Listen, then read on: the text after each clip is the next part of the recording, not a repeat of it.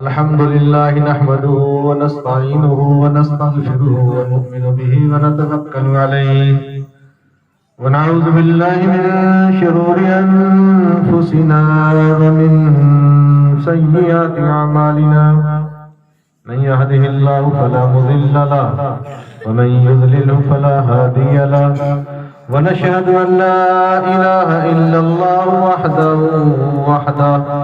وحده لا شريك له ونشهد أن سيدنا ومولانا محمدا عبده ورسوله قال الله تبارك وتعالى قل إن كنتم تحبون الله فاتبعوني يحببكم الله ويغفر لكم ذنوبكم والله غفور رحيم صدق الله العظيم وصدق رسوله النبي الكريم ونحن على ذلك لمن الشاهدين والشاكرين والحمد لله رب العالمين إن الله وملائكته يصلون على النبي يا أيها الذين آمنوا صلوا عليه وسلموا تسليما اللهم صل على محمد وعلى آل محمد كما صليت على إبراهيم وعلى آل إبراهيم إنك حميد مجيد آپ ایک مرتبہ درود پڑھو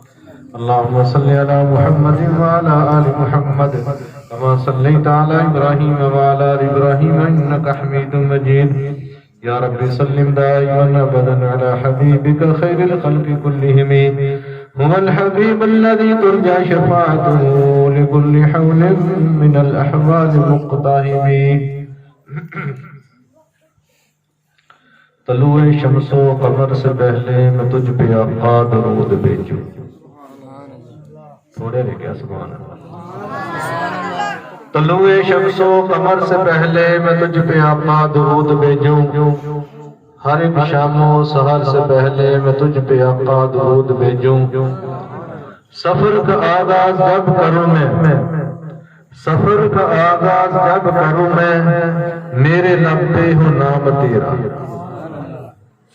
پلٹ گیا ہوں تو گھر سے پہلے میں تجھ پہ آقا درود بھیجوں میرے دوستو حضور پاک علیہ السلام کی یہ سیرت کی محفل ہے تو اس میں ایک تو میں سب سے پہلے یہ بات کرتا ہوں کہ ہم نے حضور کی ذات پہ درود بھیجا اس پہ ہمیں کیا ملا بتاؤ ہمیں کیا ملا حدیث میں ہے حضور نے فرمایا جس کا مفہوم ہے ایک مرتبہ جب مسلمان بندہ حضور کی ذات پہ درود پڑھتا ہے اللہ ایک فرشتہ پیدا کرتے ہیں اتنا بڑا ہے اپنے دائیں بازو کو کھولتا ہے پر کو کھولتا ہے پورا مشرق ڈانپ لیتا ہے بائیں کو کھولتا ہے پورا مغرب ڈانپ لیتا ہے اتنا بڑا فرشتہ اس کو حکم ہوتا ہے پانی میں غوطہ لگا فرشتہ پانی میں غوطہ لگاتا ہے پھر باہر نکلتا ہے اس کے پروں سے پانی کے قطرے ٹپکتے ہیں کیوں جی اتنا بڑا فرشتہ اتنے بڑے پر پانی کے قطرے ٹپکتے ہیں ہر قطرے کے بدلے اللہ ایک فرشتہ پیدا کرتے ہیں وہ فرشتہ قیامت تک اس بندے کے لیے بخشش کی دعا کرتا رہتا جس نے ایک مرتبہ حضور پہ درود پڑھا تو اس لیے جو ہے ہم اٹھتے بیٹھتے سفر پہ جاتے جس حال میں بھی ہو حضور کی ذات پہ درود پڑھتے ہی رہے ایک واقعہ یاد آ گیا بنی اسرائیل میں ایک آدمی جو تھا موسیٰ علیہ السلام کا امتی تھا غالباً تورات پڑھ رہا تھا جب تورات پڑھ رہا تھا تو تورات میں حضور کا نام آیا اس نے حضور کا نام سن کر پڑھ کر حضور کی ذات پر درود بھیجا رات کو سو گیا خواب میں اللہ کے حبیب علیہ السلام کی زیارت ہوئی کہ تو نے میرا نام لے کر مجھ پر درود پڑھا اللہ کی ذات نے تجھ پہ جنت کو واجب کر تو بھائی ہم تو حضور کے امتی ہیں جو ہر وقت صبح اٹھتے ہیں اور میں اپنے گمان کے ساتھ یہ کہتا ہوں کہ ہر مسلمان اٹھتے ہی پہلے کلمہ پڑھتا ہوں اور ایک حدیث میں بھی ہے کہ جس مسلمان نے صبح اٹھتے ہی چوتھا کلمہ پڑھا، لا الہ الا اللہ وحدہ لا شریک لہ لہ الملک و لہ الحمد یحیی و یمیت وہو علی کل شیء قدیر، یہ کلمہ پڑھا سارا دن جو بندہ جتنیاں بھی نیکیاں کرتا رہے لیکن نیکیوں میں اس آدمی سے نہیں بڑھ سکتا، صرف صبح اٹھتے ہی چوتھا کلمہ پڑھنے۔ اور جس نے پہلا کلمہ پڑھا فرمایا کہ پہلا کلمہ پڑھنے پہ حدیث یاد آ گئی۔ سنیں پیچھے بچے نہیں سن رہے بھی ایک اتنا جا کے مشکل ہو۔ اچھا بھی ایسا کرو، یہ بات میں بہت خلل آ رہا ہے تو یہ پیسوں والے جو ہے سارے بیٹھ جائیں، بعد میں جو شروع کرنا کر لیں، ابھی کوئی نہ آئے کیونکہ پھر مزہ نہیں آئے گا، ہم بات سمجھ کی کر رہے ہیں، ٹھیک ہے نا؟ ابھی آپ نے یہ کچھ نہیں کرنا۔ تو میں بات کر رہا تھا پہلے کلمے کی کہ جو مسلمان بندہ صرف ایک مرتبہ پہلا کلمہ پڑھتا ہے لا الہ الا اللہ محمد رسول اللہ، آپ بھی پڑھ لیں، اس کے کلمہ پڑھنے کی برکت سے اس کے منہ سے ایک سبز رنگ کا پرندہ نکلتا ہے، سیدھا اللہ کے عرش کے نیچے جاتا ہے، گھومنا شروع کر دیتا ہے، ایسے آواز آتی ہے جیسے شہد کی مکھی بن بناتی ہے۔ تو اللہ پوچھتے ہیں تو کیوں ایسے گھوم رہا ہے، تیری آواز کیوں آ رہی ہے؟ وہ پرندہ کہتا ہے یا اللہ دنیا میں ایک مسلمان بندے نے کلمہ پڑھا تھا، ابھی تک اس کی بخشش نہیں ہوئی۔ اللہ فرماتے ہیں تو اپنی آواز کو بند کر لا اور گھومنا روک دے، میں نے اس کی بخشش کر دی۔ اور پھر اسی حدیث میں آگے اس پرندے کو اللہ 70 زبانیں عطا فرمائیں گے، اس پرندے کو 70 زبانیں عطا فرمائیں گے، قیامت تک ان 70 زبانوں سے یہ پرندہ قیامت تک اس بندے کے لیے بخشش کی دعا کرتا رہتا ہے جس نے ایک مرتبہ پہلا کلمہ پڑھا۔ اور پھر اسی حدیث کے آخر میں فرمایا کہ قیامت والے دن جب حشر کا میدان ہوگا وہ پرندہ آئے گا جس نے پہلا کلمہ ایک مرتبہ پڑھا ہوگا، اس بندے کو ایسے ہاتھ سے پکڑے گا جنت میں لے جائے گا۔ اس لیے پہلے کلمے کا وظیفہ، درود پاک کا وظیفہ یہ اللہ کے ہاں بڑے مبارک ہے۔ فرمایا کہ جو پہلا کلمہ پڑھتا ہے زمین آسمان کا خلا اللہ نیکیوں سے بھر دیتے ہیں۔ پہلا کلمہ پڑھتا ہے فرمایا کہ 4000 اس کے صغیرہ گناہ معاف ہو جاتے ہیں۔ 100 مرتبہ روزانہ پڑھا، قیامت والے دن جب اٹھے گا تو اس کا چہرہ ایسے چمکتا ہوگا جیسے 14ویں رات کا چاند۔ بھئی یہ تو کلمے کے فضائل ہیں، حضور کے اوپر درود پڑھنے کے فضائل میں نے ایک فضیلت بتا دی۔ شیخ سعدی رحمۃ اللہ علیہ، شیخ سعدی رحمۃ اللہ علیہ بہت بڑے بزرگ گزرے ہیں، حضور کی شان میں شعر لکھ رہے تھے۔ کیا لکھ رہے تھے؟ بچے نے پہلے پڑھا بھی تھا، بلغ العلا بکمالہ کشف الدجا بجمالہ، بلغ العلا بکمالہ کشف الدجا بجمالہ، حسنت جمیع خصالہ۔ 3 شعر پڑھے، اب خاموش ہو گئے، سارا دن سوچتے رہے کہ آخر میں کون سا مصرع آگے جوڑوں اس کے کہ میرا شعر مکمل ہو جائے۔ اب سوچتے سوچتے رات کو سو گئے۔ حضور پاک اذان سنتے میرا خیال ہے تھک گئے بندے۔ یہ باتیں بھی ہمارے لیے بڑی ضروری ہیں، کیونکہ اگر پوچھا جائے کہ روزانہ مولوی صاحب کے درس میں بیٹھ کر کون جو ہے قرآن حدیث سنتا ہے تو میرا خیال ہم میں سے کوئی ہوں گے کوئی نہیں ہوں گے، لیکن یہ ہمارے اندر یہ جذبہ ہونا چاہیے۔ تو بات ہو رہی تھی شیخ سعدی رحمۃ اللہ، شیخ سعدی رحمۃ اللہ علیہ شعر پڑھ رہے تھے، بلغ العلا بکمالہ کشف الدجا بجمالہ حسنت جمیع خصالہ۔ سارا دن پڑھتے رہے، یعنی کہ شعر بنا رہے تھے حضور کی شان میں، حضور کی سیرت میں، حضور کی محبت میں۔ اب چوتھا مصرع نہیں بن رہا تھا، رات کو سو گئے۔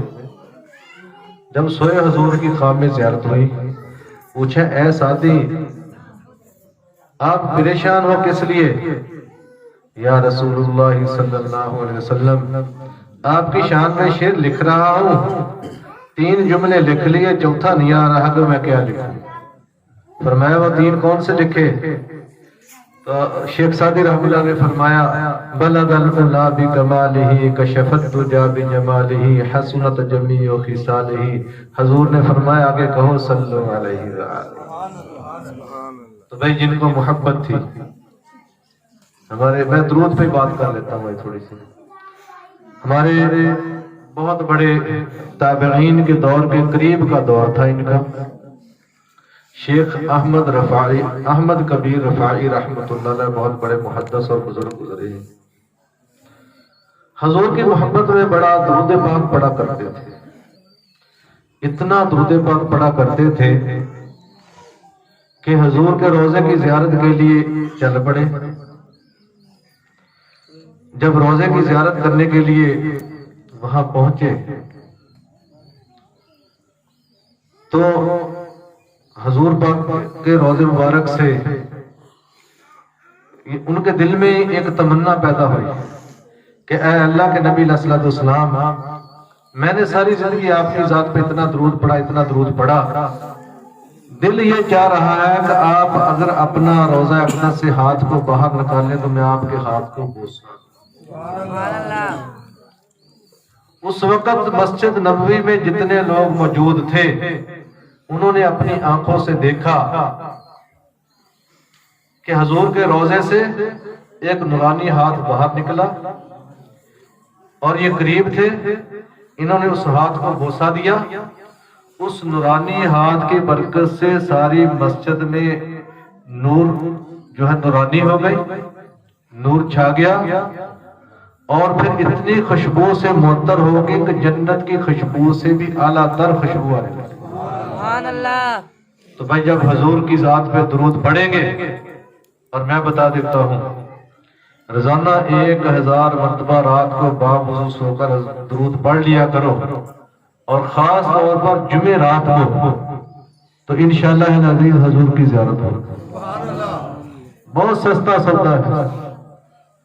تو بھائی ایک بہت بڑے بزرگوں کے بارے میں آتا ہے، حضور کی ذات پہ بہت درود پڑھتے تھے، اتنا درود پاک پڑھتے تھے دل چاہا کہ حضور کے روضے کی زیارت کروں.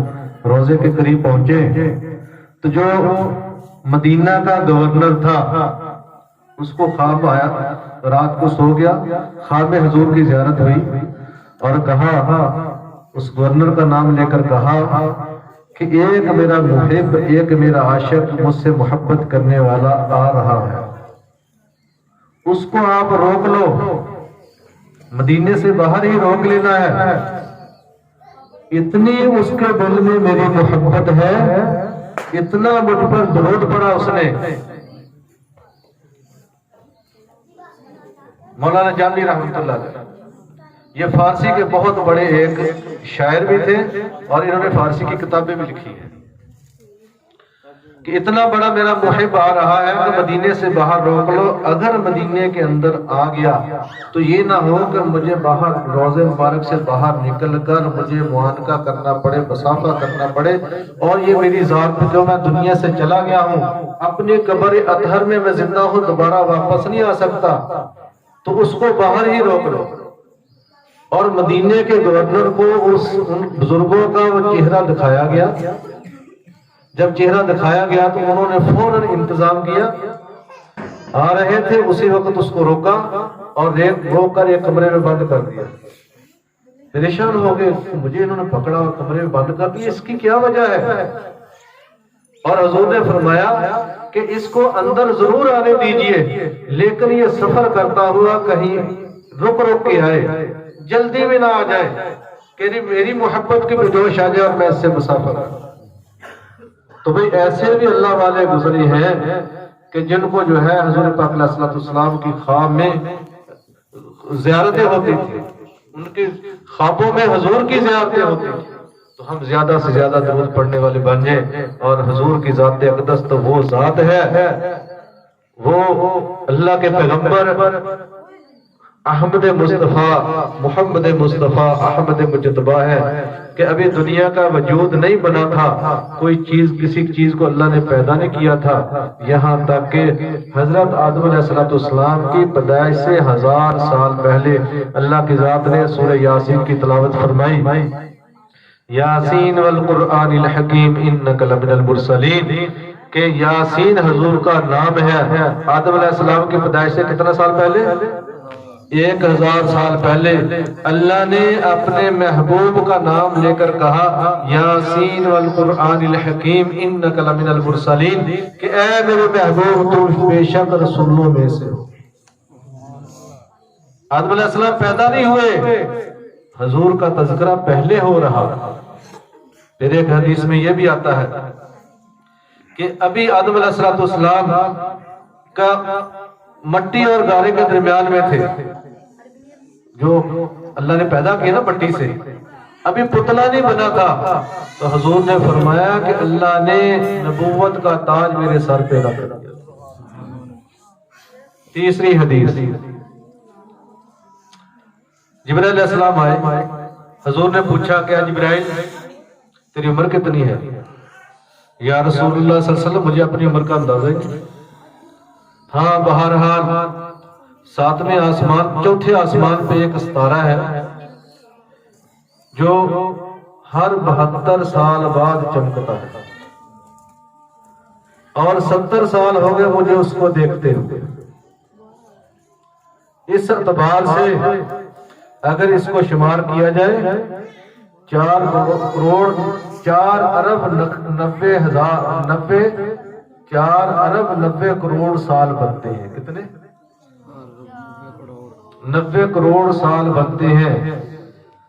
تو جبرائیل علیہ السلام نے فرمایا کہ یا رسول اللہ صلی اللہ علیہ وسلم 72 سال ہو گئے اس کو، مجھے 72 سال ہو گئے، 70 سال کے بعد وہ طلوع ہوتا ہے، اور 72 سال ہو گئے مجھے اس کو دیکھتے ہوئے۔ تو اس اندازے سے تو حضور نے فرمایا کہ اے جبرائیل، وہ میرا نام اس ستارے کی شکل میں چوتھے آسمان پہ چمکتا تھا، میرا نام چمکتا تھا۔ گویا کہ اللہ نے اپنے محبوب کو کائنات کے وجود سے 4 ارب 90 کروڑ سال پہلے آپ کے نام کو وجود دے دیا۔ تو اس لیے بھی ہماری محبت، ہماری نسبت اللہ کے نبی سے ہے، ہمیں اپنے اوپر بہت بڑا فخر ہے۔ پہلے نبی نے دعائیں کی یا اللہ مجھے یہ امت دے دے، اگر اس امت میں پیدا نہیں کرنا، اگر یہ امت نہیں دینی تو حضور کی امت میں پیدا کرنا۔ اور اللہ کی ذات نے اپنے محبوب کو کتنا خوبصورت بنایا، کتنا خوبصورت آپ کا چہرہ تھا۔ یوسف علیہ السلام کے حسن کو مصر کی عورتوں نے دیکھا، ان کے ہاتھ میں پھل پکڑا ہوا تھا، سیب پکڑے ہوئے تھے، یوسف علیہ السلام کو دیکھ رہی تھی، تو جب کاٹنا شروع کیا تو ان کی انگلیاں کٹ گئی ان کو دیکھتے دیکھتے۔ اور حضرت عائشہ رضی اللہ عنہ نے فرمایا کہ اگر عورتیں میرے محبوب کو دیکھ لیتی تو اپنے دل بھی کٹوا دیتی۔ اور ایک اور بات کر دیتے ہیں، کسی نے حضرت عائشہ رضی اللہ عنہ سے پوچھا کہ حضور کا حسن کیسا تھا؟ تو چاند سے بھی زیادہ حسین تھے؟